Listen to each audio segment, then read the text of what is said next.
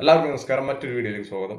കുറച്ച് ദിവസങ്ങളായി വീഡിയോ ഒക്കെ ചെയ്തിട്ട്, എന്നാലും ഇന്നത്തെ കേസുമായി ബന്ധപ്പെട്ടിട്ട് ഒരു അപ്ഡേഷൻ അല്ലെങ്കിൽ ഈ പറയുന്ന രൂപത്തിലുള്ള കാര്യങ്ങൾ പറയാൻ വേണ്ടിയിട്ടാണ് ഈ ഒരു വീഡിയോ ചെയ്യുന്നത്.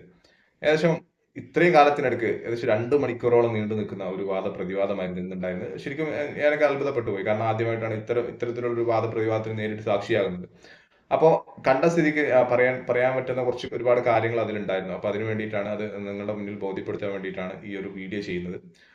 നല്ല രൂപത്തിൽ നമ്മുടെ വക്കീല് ഭയങ്കരമായിട്ട് കാര്യങ്ങൾ അവതരിപ്പിച്ചു. വളരെ സൗമ്യമായ രൂപത്തിൽ ഏതൊരു ആളുകൾക്ക് മനസ്സിലാവുന്ന രൂപത്തിൽ ഒരുപാട് കാര്യങ്ങൾ അവിടെ പറഞ്ഞിട്ടുണ്ടായിരുന്നു.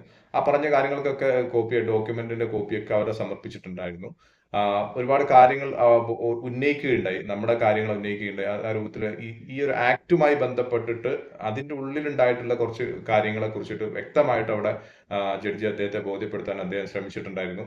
അതുപോലെ തന്നെ ഓപ്പോസിറ്റ് സൈഡിൽ നിന്ന് DGPയുടെ ഭാഗത്ത് നിന്നും അവരുടേതായിട്ടുള്ള കാര്യങ്ങൾ അവർ പറയാൻ ശ്രമിച്ചിട്ടുണ്ടായിരുന്നു. അതിന് മറുപടി എന്നോണം വീണ്ടും നമ്മുടെ വക്കീൽ ഒരുപാട് കാര്യങ്ങൾ അവിടെ ബോധ്യപ്പെടുത്തിയിട്ടുണ്ട്. അപ്പോൾ ഏകദേശം 2 മണിക്കൂറോളം നീണ്ടു നിന്ന ഈ ഒരു വാദപ്രതിവാദത്തിൽ നമുക്ക് പിന്നെ ഒരു ഒരു വിഷയം ഉണ്ടായിരുന്നത് വെച്ചാൽ ജഡ്ജിയുടെ മൈക്ക് മ്യൂട്ട് ആയതുകൊണ്ട് അദ്ദേഹത്തിന്റെ വാക്കുകൾ കേൾക്കാൻ പറ്റിയില്ല എന്നുള്ള ഒരു സങ്കടകരമായിട്ടുള്ള കാര്യമായിരുന്നു. എന്നിരുന്നാലും നല്ല രൂപത്തിലുള്ള ഈ ഒരു വേദിക്ക് സാക്ഷിയാകാൻ പറ്റിയതിൽ സന്തോഷം ഉണ്ട്. കാരണം ഇത്രയും കാലം ഉണ്ടായിരുന്ന ഒരു ഹിസ്റ്ററി ടോട്ടൽ അവിടെ പരിശോധിക്കുകയാണ് ഉണ്ടായിട്ടുള്ളത്. തുടക്കം മുതലുള്ള കാര്യങ്ങൾ അവിടെ രണ്ട് കൂട്ടരും അവിടെ വാദപ്രതിവാദത്തിൽ കൊണ്ടുവരികയുണ്ടായി. കൂട്ടത്തിൽ തന്നെ നമ്മൾ ചെയ്തുകൊണ്ടിരിക്കുന്ന കാര്യങ്ങളെ കുറിച്ച് അവിടെ പറഞ്ഞു. ഒരുപാട് മറ്റു കമ്പനീസ് അത്തരം കാര്യങ്ങൾ ചെയ്യുന്നുണ്ട് എന്ന രൂപത്തിലുള്ള കാര്യങ്ങളൊക്കെ പറഞ്ഞു. പിന്നെ എടുത്തു പറയേണ്ട ഒരു കാര്യം, ഈ പറയുന്ന രൂപത്തിൽ എന്തിനു വേണ്ടിയിട്ടാണ് നിയമ സംവിധാനം, ഈ ഒരു ബഡ്സ് ആക്ട് എന്ന് പറയുന്ന നിയമ സംവിധാനം ഉണ്ടാക്കിയിട്ടുള്ളത് എന്ന് ചോദിച്ചു കഴിഞ്ഞാൽ, ഇത്തരം കാര്യങ്ങളിൽ ജോയിൻ ചെയ്തിട്ടുള്ള ആളുകൾക്ക് പണം തിരിച്ചു കൊടുക്കുക എന്നൊരു കാര്യത്തിലോട്ടാണ് ഈ ഒരു ബഡ്സ് ആക്ട് ഉണ്ടാക്കിയിട്ടുള്ളത്. അപ്പൊ നമുക്കും നമ്മുടെ ഉദ്ദേശവും അത് തന്നെയാണ്. ഈ ഒരു ആളുകൾക്ക് അതിൽ പണം തിരിച്ചു കൊടുക്കാൻ വേണ്ടിയിട്ട് തന്നെയാണ് നമ്മൾ നിൽക്കുന്നത്. അല്ലാണ്ട് ഒരിക്കലും ഇവർക്ക് പണം കൊടുക്കരുതെന്നോ അല്ലെങ്കിൽ അത്തരത്തിലുള്ള കാര്യങ്ങൾ ചെയ്യരുതെന്നോ എന്ന രൂപത്തിൽ നമ്മളും ഇന്റൻഷനോ അല്ലെങ്കിൽ നമ്മുടെ കാര്യങ്ങളോ അങ്ങനെയല്ല പോകുന്നത് എന്ന രൂപത്തിലാണ് വരുന്നത്. ഇത്രയും കാലം നമ്മൾ പേ ഔട്ടും കാര്യങ്ങളൊക്കെ കൊടുത്തതുമായിട്ട് ബന്ധപ്പെട്ടിട്ട് അവിടെ കാര്യങ്ങൾ സംസാരിച്ചിട്ടായിരുന്നു. എന്താണ് അതിന്റെ തീർപ്പ് കാര്യങ്ങൾ എന്നൊന്നും പറയാനോ അല്ലെങ്കിൽ അത്തരം കാര്യങ്ങൾ സംസാരിക്കാനോ ഈ വേദി ഉപയോഗപ്പെടുത്തുന്നത് ശരിയായ ഒരു കാര്യമല്ല. കാരണം കോടതിയുടെ മുന്നിൽ നമുക്ക് പറയേണ്ട കാര്യങ്ങൾ നമ്മൾ അവിടെ ബോധിപ്പിച്ചു കഴിഞ്ഞു. ഓപ്പോസിറ്റ് നിൽക്കുന്ന ആളുകൾക്ക് പറയേണ്ട കാര്യങ്ങൾ അവിടെ ബോധിപ്പിച്ചു കഴിഞ്ഞു. ഇനി ബഹുമാനപ്പെട്ട കോടതി ജഡ്ജി അദ്ദേഹം ഒരു തീരുമാനത്തിലെത്തണം. അതിനാണ് ജഡ്ജ്മെന്റ് എന്ന് പറയുന്നത്. വിധി പറയാൻ വേണ്ടിയിട്ടുള്ള ഒരു ദിവസം ഇനി നമുക്ക് കിട്ടും. ഈ ഒരു നിമിഷം വരെ ആ ഒരു അത് കിട്ടിയിട്ടില്ല. എന്നാണ് ഡേറ്റ് എന്നുള്ളത് കാണാത്തത് കൊണ്ട് അത് അപ്ഡേറ്റ് ചെയ്യാൻ സാധിക്കുന്നില്ല. അപ്പോൾ വരും ദിവസങ്ങൾ നമുക്കത് കാണാനും അല്ലെങ്കിൽ എന്നാണെന്ന് അറിയാനൊക്കെ പറ്റും. നമ്മുടെ ഗ്രൂപ്പുകളിലേക്ക് അത് വരും, തീർച്ചയായിട്ടും വരും. കാത്തിരിപ്പ് ഇനി കുറച്ച് ദിവസങ്ങൾക്ക് വേണ്ടിയിട്ട് നമുക്ക് കാത്തിരിക്കണം.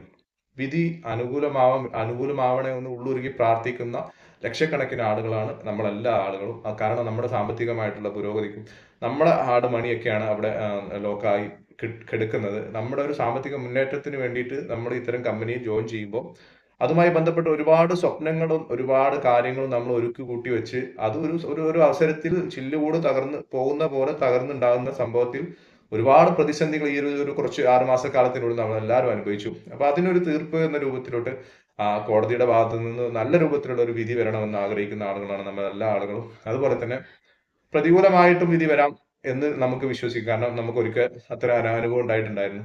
അപ്പൊ അനുകൂലമാണോ പ്രതികൂലമാണോ എന്നത് ഒരിക്കലും നമുക്ക് മുൻകൂട്ടി പ്രവചിക്കാനോ പറയാനോ സാധിക്കുകയില്ല.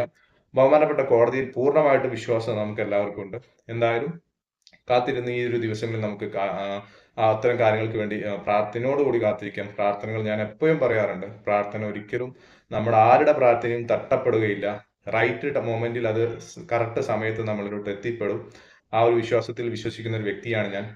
ഇൻഷാ അള്ളാഹ് ഏതായാലും എന്തായാലും നമ്മൾ ഒരാളെ ചതിക്കണമെന്നോ അല്ലെങ്കിൽ ഒരാളുടെ പണം നഷ്ടപ്പെടുത്തണമെന്നോ അല്ലെങ്കിൽ ഒരാളെ ഇത്തരം സംവിധാനം ഈ ഒരു സംവിധാനം തെറ്റാണെന്ന് അറിഞ്ഞുകൊണ്ടോ നമ്മൾ ആരെയും തന്നെ ജോയിൻ ചെയ്യിപ്പിക്കുകയോ ആരുടെ പണം നഷ്ടപ്പെടുത്തണമെന്ന മോഹത്തോടു കൂടിയോ നമ്മൾ ഈ ഒരു സംവിധാനത്തിൽ കൊണ്ടുവന്നിട്ടില്ല.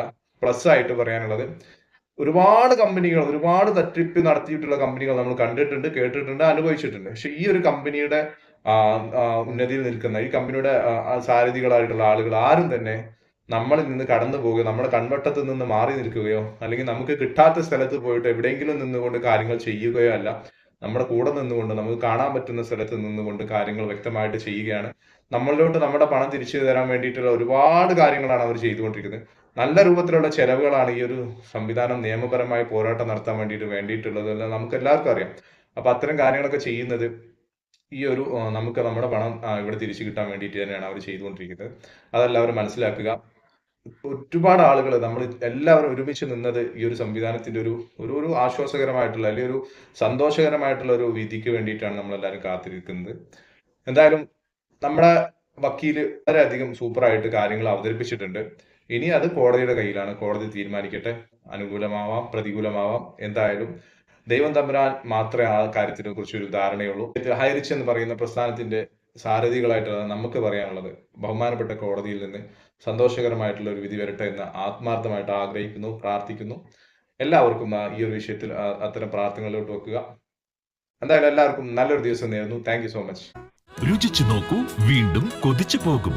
കിയ പപ്പടം.